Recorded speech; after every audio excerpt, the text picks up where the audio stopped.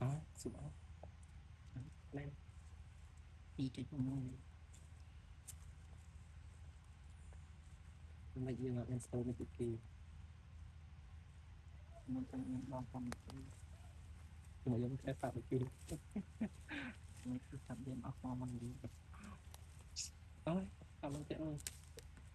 có đây mà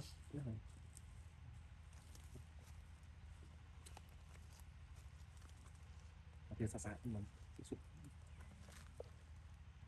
tôi biết tóc mày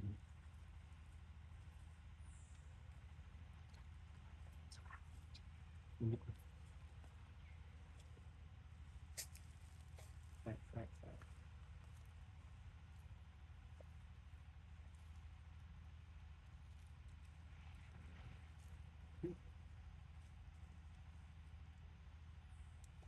mà tôi mang có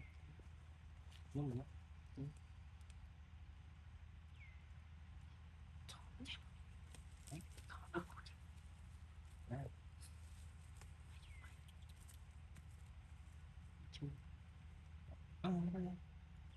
đây lúc nào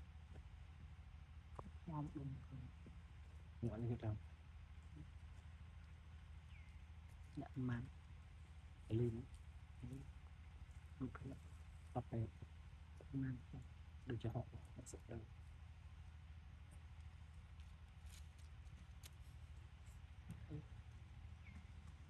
nhà theo đúng lắm